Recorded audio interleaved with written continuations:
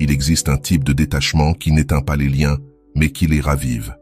Un détachement si subtil qu'il ne crie pas, ne poursuit pas, ne réclame rien. Et pourtant, il fait naître chez l'autre une nécessité presque instinctive de revenir vers toi, même s'il avait juré de ne jamais le faire. Dans cette vidéo, je vais te montrer comment fonctionne ce mécanisme invisible, ce qu'il active dans l'esprit et dans le cœur de l'autre, et comment tu peux l'appliquer pour que ta simple présence ou même ton absence devienne impossible à ignorer. Peu importe que tu sois en pleine rupture, dans une relation qui s'éteint ou que tu veuilles simplement retrouver le magnétisme que tu pensais avoir perdu. Ce que tu vas apprendre aujourd'hui te donnera la clé pour que l'autre te cherche, même si toi, tu n'es plus en train de le chercher. Alors, comme toujours, je te demande de mettre un like et de t'abonner. C'est totalement gratuit pour toi et ça m'aide énormément. Et si ce message résonne avec toi, partage-le à quelqu'un qui pourrait aussi en avoir besoin. Mais attention, le détachement dont je parle n'est pas un caprice, ce n'est pas disparaître pour effrayer l'autre et le forcer à revenir. Ce n'est pas un jeu de manipulation. Le vrai détachement que je vais te révéler aujourd'hui est autre chose, quelque chose que ton âme reconnaît comme une vérité, mais que ton esprit n'avait peut-être pas encore compris. Le vrai détachement, celui qui fait que l'on te recherche, même quand tu ne le veux pas, ne naît ni de la colère, ni d'une indifférence forcée. Il naît d'un magnétisme silencieux qui se déclenche lorsque ton énergie cesse de courir derrière l'autre pour se tourner vers toi-même. Imagine cette scène. Tu as été obsédé par quelqu'un, analysant ses paroles, ses silences, ses gestes, ses messages. Et puis, un jour, sans drame, sans confrontation, quelque chose change en toi. Tu ne décides pas de le punir par ton absence. Tu réalises simplement que ton temps, ta paix et ta vie ne peuvent plus tourner autour de l'incertitude d'une autre personne. Et à cet instant précis, presque sans t'en rendre compte, tu actives une force que l'autre ne comprend pas, mais qu'il ressent. Le détachement qui attire n'est pas froid ni calculateur. Il est chaleureux envers toi-même et, en même temps, inébranlable dans tes limites. Quand tu l'appliques, ce n'est pas que tu pars pour toujours, c'est que tu deviens inatteignable sur le plan où l'on te tenait prisonnier. Comme si tu avais changé de fréquence émotionnelle. Tu ne vibres plus dans l'anxiété de l'attente, mais dans la plénitude de l'être. Et cette différence, elle se sent. Avant de continuer, si tu n'es pas encore abonné à ma chaîne YouTube, je t'invite à le faire dès maintenant. En t'abonnant, tu seras informé de toutes mes nouvelles vidéos, ce qui te permettra de ne rien manquer de contenu précieux. Je vais te raconter une histoire. Une femme appelée Cassandra m'a un jour confié son expérience. Elle vivait une relation où tout tournait autour de lui, ses besoins, ses caprices, son rythme. Elle pensait que la seule manière de le garder était d'être toujours disponible. Mais un jour, épuisée, elle a repris sa vie, ses routines, ses hobbies, ses amis. Elle ne l'a pas fait pour le provoquer, mais parce qu'elle en avait assez de se sentir en pause. Le résultat, en moins de 2 semaines, il est passé de réponses froides à des messages insistants, cherchant la moindre excuse pour la voir. Pourquoi? Parce que le détachement authentique n'est pas une décision de l'autre, c'est une vibration que son inconscient perçoit. Ton absence cesse d'être un vide facilement comblé. Elle devient un manque qu'il ne sait pas combler, car ce n'est pas physique, c'est émotionnel. Le plus puissant avec ce type de détachement, c'est qu'il n'a pas besoin d'annonce. Tu ne dis pas « je vais m'éloigner pour que tu me respectes ». Non, tu reviens simplement vers toi. Tu réinvestis ton énergie dans ce qui te nourrit, ce qui te fait grandir, ce qui te rappelle qui tu es, quand tu n'essaies pas d'impressionner qui que ce soit.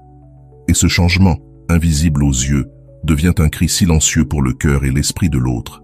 Carl Jung expliquait que l'inconscient se raccroche aux schémas qui lui donnent une charge émotionnelle. Quand cette charge disparaît de son lieu habituel, l'inconscient entre automatiquement en quête. Ce n'est pas rationnel, c'est instinctif. Beaucoup se trompent ici. Ils confondent détachement avec froideur. Ils croient qu'ignorer ou bloquer, c'est pareil. Mais non. La froideur réveille de la résistance, parfois même de l'orgueil. Le détachement véritable, lui, réveille la curiosité et l'attraction. La différence est dans l'intention. Tu ne t'éloignes pas pour provoquer, tu t'éloignes pour te préserver. Et oui, ce magnétisme silencieux demande du courage, car il t'oblige à lâcher l'illusion du contrôle. Tu ne peux pas savoir quand ni comment l'autre réagira. Mais là est ta vraie force. L'important n'est pas qu'il revienne, mais que toi, tu ne reviennes jamais au point de dépendance émotionnelle d'où tu es sorti.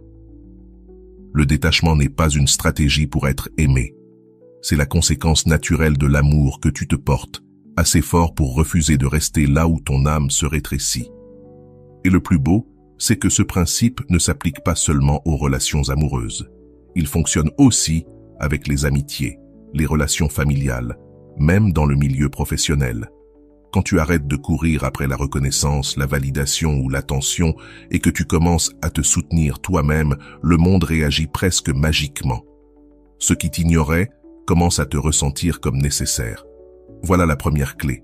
Ne vois pas le détachement comme une fuite, mais comme un recentrage. Ce n'est pas laisser un espace vide pour que l'autre le remplisse. C'est remplir ton propre espace pour que l'autre le remarque. C'est cela, le magnétisme silencieux. Et crois-moi, une fois que tu l'auras expérimenté, tu n'accepteras plus jamais de vivre en mendiant des miettes d'attention.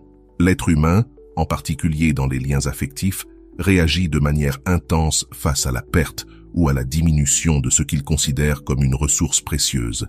Quand ton attention est dispersée partout, elle ne vaut rien. Mais lorsqu'elle est bien administrée, elle devient un luxe. Carl Jung expliquait que l'inconscient projette de la valeur en fonction de ce qu'il perçoit comme difficile à obtenir. Si tu es toujours là, peu importe la manière dont on te traite, ta valeur perçue diminue. En revanche, si ton attention est alignée avec ton estime de toi et tes limites, elle devient un symbole de respect envers toi-même. Et ce qui est le plus intéressant, c'est que tu n'as pas besoin de le dire. Tu n'as pas besoin d'annoncer « je vais arrêter de te prêter attention ». C'est ton changement d'énergie, l'absence de tes gestes habituels, qui envoie le message le plus puissant. Peut-être qu'ici surgit une peur. Et si la personne s'éloigne complètement? La réponse est simple, bien que dure. Si quelqu'un s'éloigne parce que tu as cessé de lui donner ton attention gratuitement, c'est que cette personne n'était jamais là pour toi, mais seulement pour l'énergie gratuite que tu lui offrais. Dans ce cas, ta perte est en réalité ton plus grand gain. C'est ici que se croisent le détachement et la gestion de ton attention. Il ne s'agit pas d'ignorer l'autre par orgueil, mais de reconnaître que ton attention est une véritable monnaie d'échange. L'investir là où il n'y a pas de réciprocité revient à verser de l'eau dans un seau troué. La seule façon de lui donner de la valeur, c'est de l'utiliser de manière consciente. Le vrai magnétisme ne naît donc pas du fait de donner davantage, mais du fait de donner mieux. Il ne s'agit pas de disparaître complètement, mais d'être là où tu veux être et non là où tu crois devoir être par peur de perdre. Parce que voici la grande vérité. Plus tu as peur de perdre quelqu'un, plus il est facile qu'il te perde. Et voici ce qui devient puissant. Lorsque tu traites ton attention comme une monnaie précieuse, l'autre ne remarque pas seulement ton absence, il commence à se demander pourquoi il l'a perdue. Et cette question, ce vide, cette inquiétude, deviennent le début de sa recherche. Ton absence peut alors devenir plus présente que ta présence elle-même. Car si ton attention est la monnaie, ton absence bien gérée est comme un message gravé en or. L'un des gestes les plus déstabilisants que tu puisses faire, c'est le calme véritable. Mais attention, je ne parle pas d'une fausse tranquillité pleine de rancune ou de fierté cachée. Je parle d'une sérénité authentique, celle qui naît quand tu lâches vraiment le besoin de contrôler ce que l'autre pense, ressent ou décide. La plupart des gens, quand ils sentent que l'autre s'éloigne, réagissent.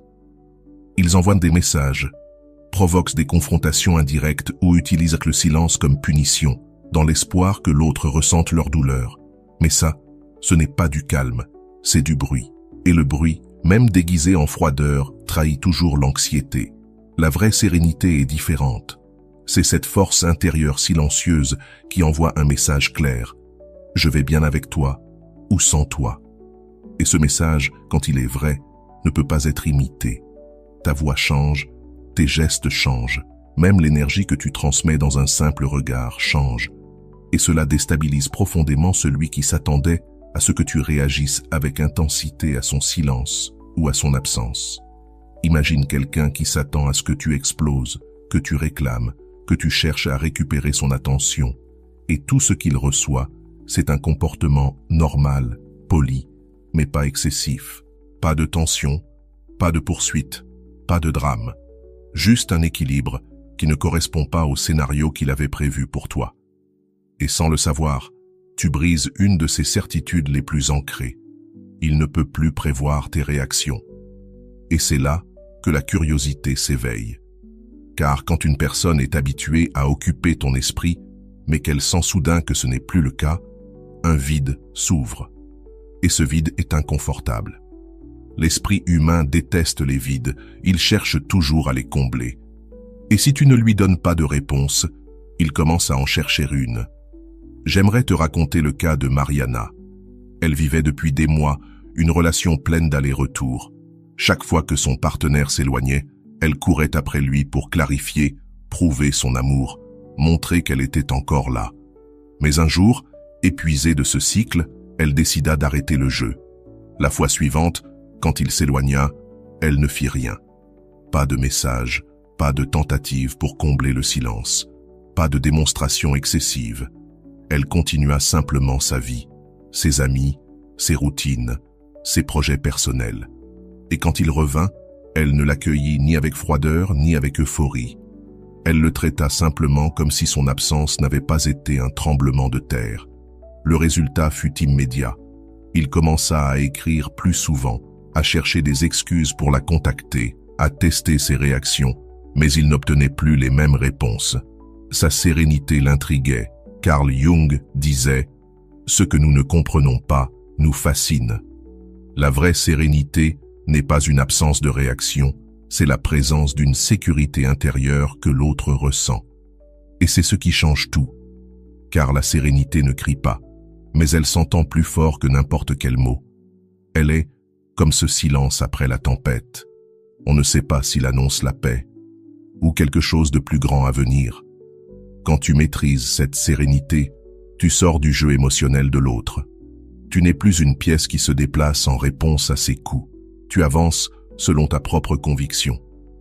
Et cela change l'équilibre du pouvoir, parce que l'autre comprend qu'il n'a plus de contrôle sur tes émotions. Au début, cela peut sembler étrange. Si tu es habitué à réagir, à expliquer, à prouver, la sérénité peut te donner l'impression de ne rien faire. Mais ce rien dit tout. Ce rien crée des questions.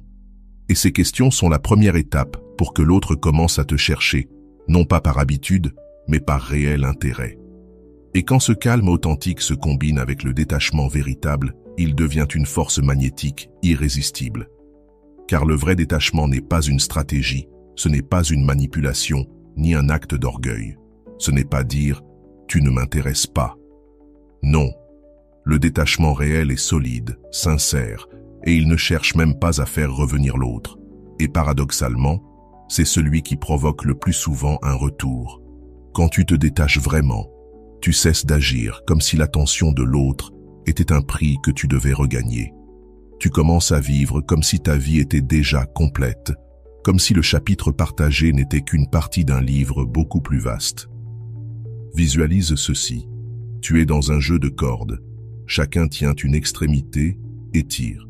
Parfois toi, parfois l'autre, mais la tension est toujours là. Le vrai détachement, c'est quand tu lâches la corde. Pas avec colère, pas avec mépris, mais avec la paix de celui qui n'a plus besoin de jouer. À ce moment, l'autre ressent le vide. Il s'aperçoit qu'il n'y a plus de résistance, plus de tension, et son inconscient réagit en déclenchant un instinct primitif, la recherche. C'est comme un bruit familier qui disparaît soudainement. Au début, tu ne le remarques pas, mais une fois conscient de son absence, tu ne peux plus cesser d'y penser. Le silence devient insupportable. Dans les relations, ce silence émotionnel que tu laisses quand tu arrêtes de courir derrière l'autre résonne beaucoup plus fort que n'importe quel message désespéré. Elle jouait constamment avec la proximité et la distance, laissant toujours des miettes d'attention qui le maintenaient accroché. Mais un jour, Andrés, fatigué, a cessé de répondre comme avant. Il ne s'est pas officiellement éloigné, Il n'a pas fait de coupure dramatique. Il a simplement cessé de tourner autour de ses allées et venues. Sa vie a commencé à se remplir d'autres intérêts, projets professionnels, voyages, nouvelles amitiés. Et que s'est-il passé? Cette femme, si sûre qu'il serait toujours là, a commencé à le chercher. D'abord avec des messages anodins, puis avec des insinuations plus claires. Ce n'était pas parce qu'Andrés l'avait complètement oublié, mais parce que son détachement n'était pas une tactique. Il avait vraiment lâché la corde, et ce vide, elle n'a pas pu le supporter. Carl Jung disait que l'inconscient réagit avec force face à ce qui brise un schéma.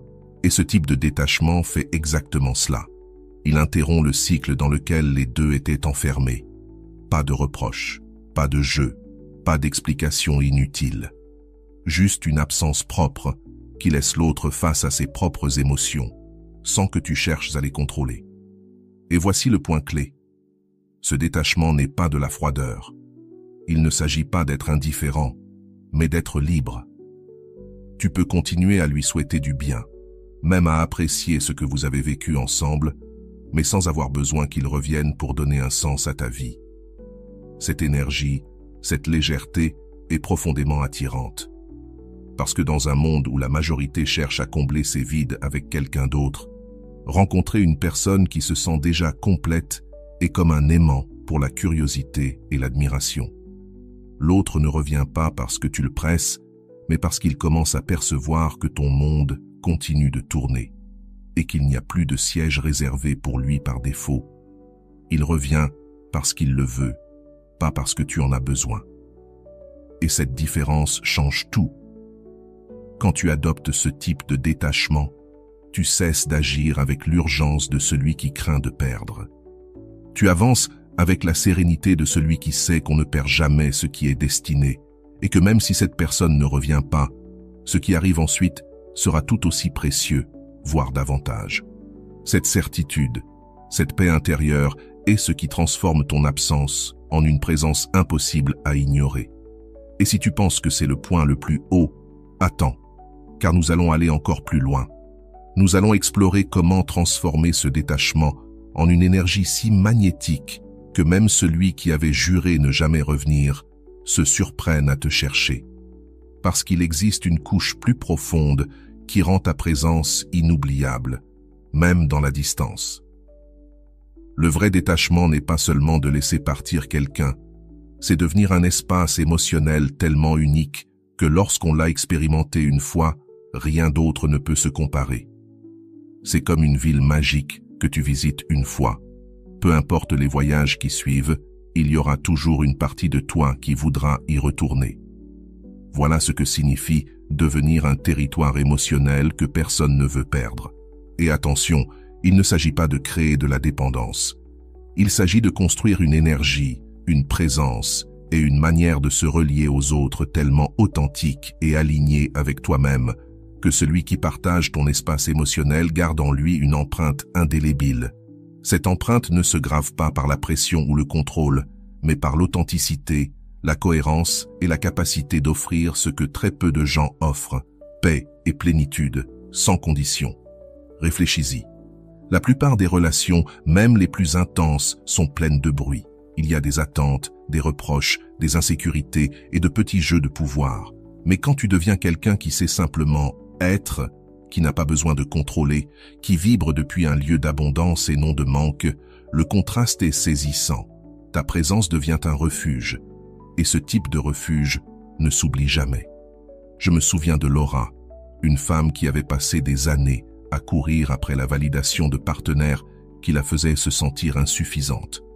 Un jour, après un grand effondrement émotionnel, elle décida qu'elle n'allait plus jamais mendier de l'affection ni se battre pour de l'attention. Elle commença à travailler sur elle-même, thérapie, passion personnelle, routine qui lui donnait de l'énergie. Des mois plus tard, lorsqu'elle recroisa l'un de ses ex, il lui dit une phrase qu'elle n'a jamais oubliée. « Je ne sais pas ce que tu as, mais être avec toi, c'est comme rentrer à la maison après une tempête. » Voilà le pouvoir d'être un territoire émotionnel. Les gens ne te cherchent pas parce qu'ils ne peuvent pas vivre sans toi, mais parce qu'avec toi, ils se sentent plus eux-mêmes que jamais. Et cette sensation, dans un monde chaotique, est un luxe. Jung dirait que cela se produit parce que ton énergie n'est plus teintée par l'ombre du besoin. Ton inconscient et ton conscient travaillent en harmonie, et cela crée un champ vibratoire que l'autre perçoit comme de la stabilité et de la vérité. Et voici le détail qui rend cela irrésistible. Quand tu combines ce territoire émotionnel avec un détachement réel, tu crées l'équilibre parfait entre proximité et liberté. Tu n'es pas là chaque jour à lui rappeler ton existence. Tu ne l'étouffes pas avec ton attention. Tu ne remplis pas l'espace avec ton anxiété. Tu laisses de l'air. Et c'est dans cet espace que l'autre commence à valoriser ce que tu étais quand tu étais présent.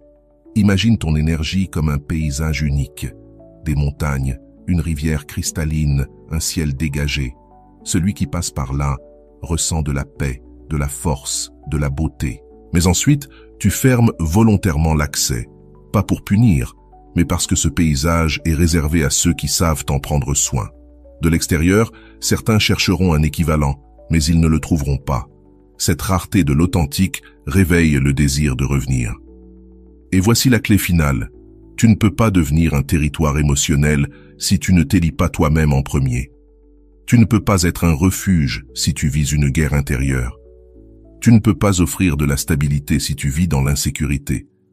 Ton vrai travail n'est donc pas de penser à comment le faire revenir, mais de faire de ta vie un espace si plein que même toi tu voudrais y rester pour toujours. Cette cohérence intérieure se transmet sans que tu dises un mot. Et quand tu atteins cet état, peu importe si l'autre revient ou non. Parce qu'en réalité, l'objectif n'a jamais été qu'il revienne, mais que tu cesses de te perdre toi-même dans le processus. Et curieusement, c'est justement quand tu cesses de te perdre que les autres commencent à craindre de te perdre. C'est ainsi que tu fermes ce cercle. Pas avec un message, pas avec un « tu me manques », pas avec un jeu pour provoquer de la jalousie. Tu le fermes en devenant la personne qu'on se souvient, non seulement pour ce qu'elle était, mais surtout pour ce qu'elle faisait ressentir.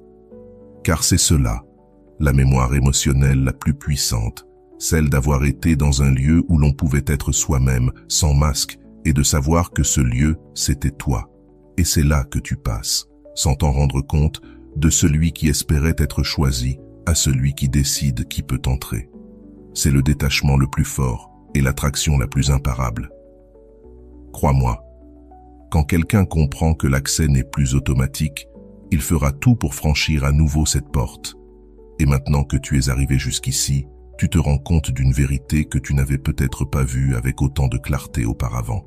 Le véritable pouvoir ne réside pas dans le fait que quelqu'un t'élise, mais dans ta capacité à créer un espace émotionnel si unique que celui qui l'a connu sans qu'y renoncer serait perdre une partie de lui-même.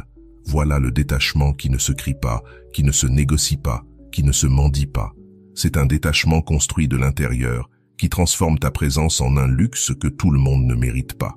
Si ce message résonne en toi aujourd'hui, c'est que tu es déjà prêt à cesser de courir derrière l'attention des autres et à commencer à attirer depuis ton centre. Prêt à devenir cette personne qu'on redoute de perdre, non parce que tu menaces, mais parce que ton absence crée un vide difficile à combler. Je veux que tu prennes une décision claire dès maintenant, pas une vague promesse qui s'oublie demain. Une déclaration ferme, adressée à ton inconscient. Écris-la en commentaire comme un engagement envers toi-même. À partir d'aujourd'hui, je décide qui a accès à mon énergie. Écris-le ci-dessous, parce qu'en le faisant, tu ne te contentes pas de l'affirmer, tu commences à le vivre. Et si tu veux que ce message continue de travailler en toi, reviens voir cette vidéo chaque fois que tu sentiras que ta valeur dépend de l'attention de quelqu'un d'autre. Ici, tu trouveras le rappel qui te maintiendra ferme. Si ce message a résonné dans ton âme, abonne-toi maintenant pour continuer à élever ton énergie avec chaque nouvelle vidéo. Mets un like à ce contenu pour qu'il puisse toucher d'autres âmes qui ont besoin de l'entendre. Partage cette vidéo et je t'attends demain avec un nouveau message. À demain.